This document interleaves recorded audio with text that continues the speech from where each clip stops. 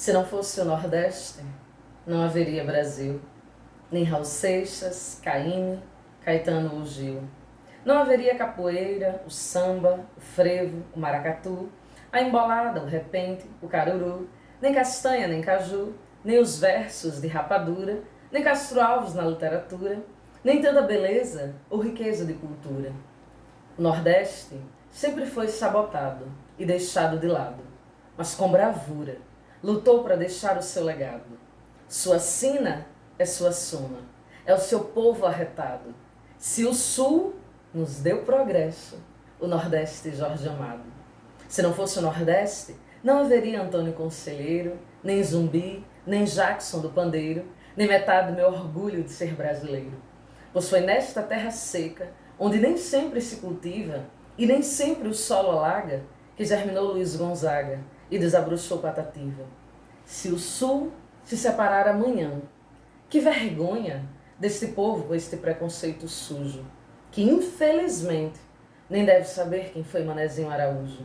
Por arrogância ou ignorância ou qualquer outro preconceito que eu abomino, acaba por pensar assim, tão pequenino. Mas olha só, irmãos, que ironia do destino. Até São Paulo foi construída pelas mãos dos nordestinos. Olá, sou a professora Josicleide Guilhermino e nossa aula de hoje é sobre variação linguística. O termo variação ele já pressupõe essa noção de mobilidade, de mudança. É extremamente importante que você compreenda o fenômeno da variação linguística para não incorrer num tema bastante sério que é o preconceito linguístico, que eu retratei agora nesse poema que eu acabei de declamar. Hoje a gente sabe que a língua ela varia no espaço, ela varia no tempo, ela varia a depender da idade, do sexo, da região, da religião, da profissão, do nível sociocultural, socioeconômico e inúmeros outros fatores, porque a língua ela é extremamente viva. Do ponto de vista do idioma propriamente dito, a gente identifica mudanças em todas as subdivisões e desde sempre. Por quê? A variação ela é um processo extremamente natural, sempre foi perceptível. Então nós temos variações. Do ponto de vista fonético, a fonologia, que vem de aparelho fonador, e se relaciona com o estudo dos sons. E a gente identifica mudanças desses sons de uma região para outra, os sotaques. Mas não apenas isso. Temos variações também a nível morfológico. A morfologia se relaciona à estrutura, à formação, à classificação das palavras, ou seja, é o estudo das classes de palavras de um determinado idioma. A sintaxe, que vai se relacionar à palavra dentro de uma determinada frase e a frase dentro de um determinado discurso maior. E por último, a semântica. A semântica ela pressupõe o estudo do significado das palavras e dos textos de uma determinada língua. Em todas essas subdivisões do idioma, a gente identifica mudanças. E essas mudanças a gente avalia da seguinte forma: o nível diatópico, diafásico, diastrático e histórico.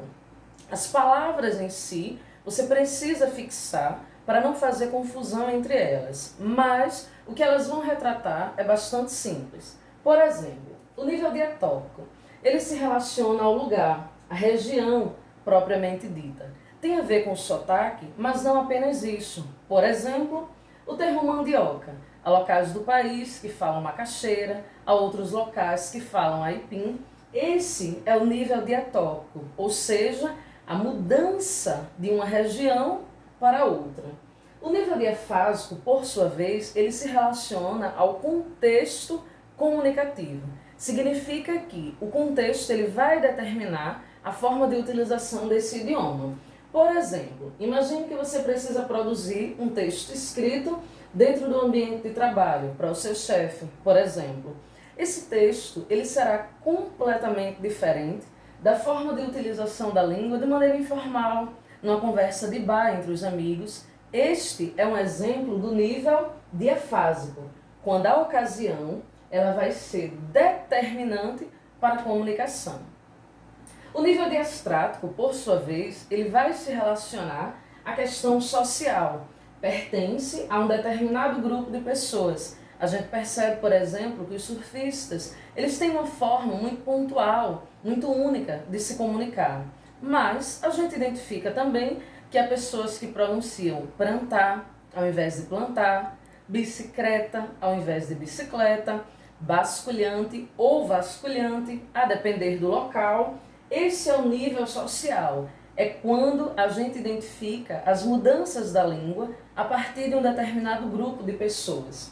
E por último, e não menos importante, o nível histórico. Quando você pega uma obra de Machado de Assis, você deve perceber que o processo de escrita de Machado de Assis é diferente da forma como a gente utiliza a língua hoje, o nosso idioma hoje.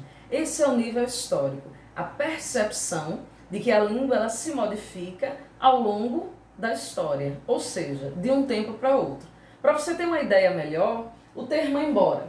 Quando Pablo canta lá na música, estou indo embora. No século XIX se dizia, estou indo em boa hora. Com o passar do tempo a gente passou a utilizar apenas o embora, sofreu um processo de aglutinação. E hoje já há pessoas que pronunciam apenas o bora. Este é mais um exemplo do nível histórico.